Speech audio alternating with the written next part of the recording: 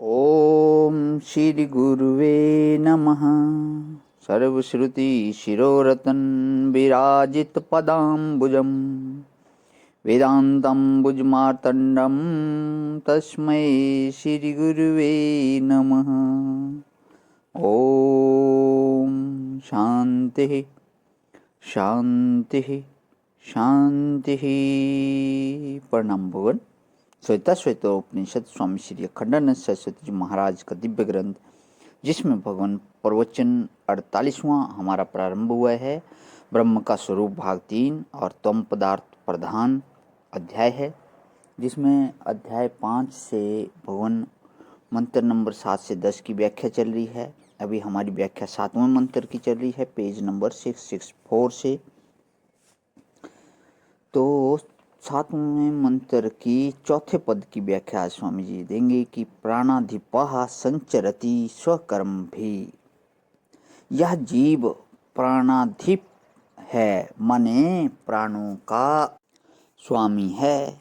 यह शरीरम यत वाप्नोति यत च अकामत ईश्वरः। यह ईश्वरः शब्द का जो अर्थ है ना, गीता के 15वें अध्याय में, वही यहाँ प्राणाधिपः शब्द का अर्थ है इंद्रियों का स्वामी है, प्राणों का स्वामी है। अर्थात यह जहाँ जाएगा वहाँ अपने प्राणों की उपाधि से इंद्रियोपाधि को लिए जाएगा। यह नहीं समझना कि आत्महत्या करने से कोई बच जाएगा। अगर खुदकुशी कर लो, पाप किया और बोले कि खुदकुशी कर लेंगे तो दंड से बच जाएंगे, दंड तो हो गया, फांसी लग गई। अब उस पाप में पकड़े जाते तो सरकार तुमको फांसी देती कि नहीं देती, इसमें शंका थी। अब फांसी की सजा तो तुमने अपने को आप ही दे दी, खुदकुशी की। अब उसके बाद कहो हम पाप से छूट गए, तो पाप से नहीं छूटे, क्योंकि वही इंद्रियां, वही प्राण, वही मन, वही सूक्ष्म शरीर की उपाधि तुम्हारे साथ लगी रहेगी। वह आग में जलने वाली चीज नहीं है, वह गला घुटने से घुटने वाली चीज नहीं है, वह पानी से गलने वाली चीज नहीं है। वह सूक्ष्म उपाधि होती है। सूक्ष्म मिट्टी स्थूल मिट्टी में नहीं रहती, सूक्ष्म रस जल में नहीं मिलता, सूक्ष्म रूप अग्नि में नहीं मिलता, सूक्ष्म प्राण वायु में नहीं मिलता, और चिताकाश भूताकाश में नहीं मिलता।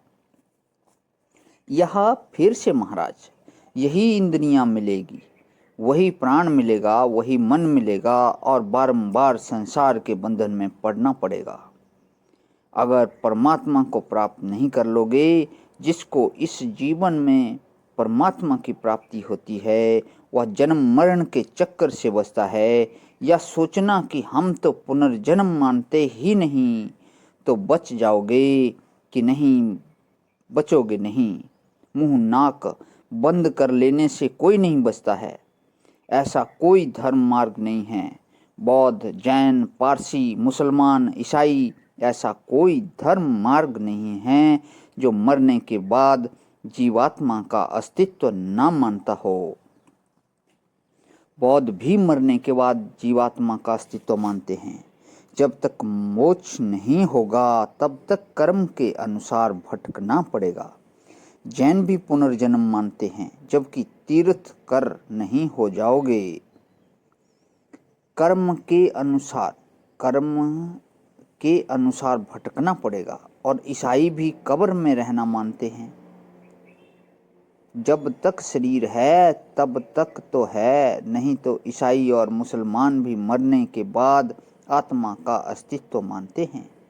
कब्र में मानते हैं, दोजख में मानते हैं, वहिशत में मानते हैं, स्वर्ग में जाना मानते हैं। पारसी भी मरने के बाद आत्मा का अस्तित्व मानते हैं।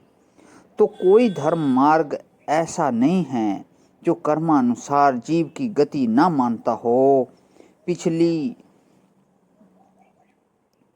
ना मानते हों ऐसे कई लोग हैं, पर अगली न मानते हों ऐसा कोई नहीं।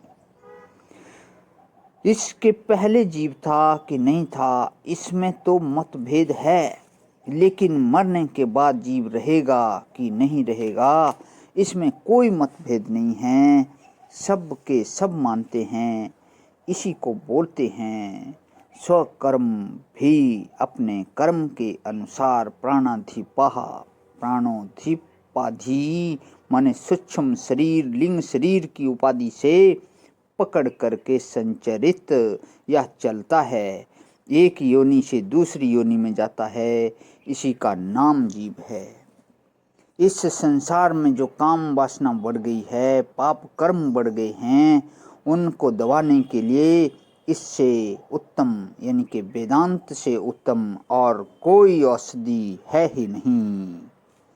ये गर्जना है वेदांत की यहाँ में कि चाहे कुछ भी कर लो, कि वेदांत से उत्तम और कोई औषधि है ही नहीं। प्रणाम भगवान। यहाँ पे हमारे 7वें मंत्र की व्याख्या जो है विराम लेती है। कल से 8वां मंत्र चलेगा भगवान। ओम शांति शांति शांति।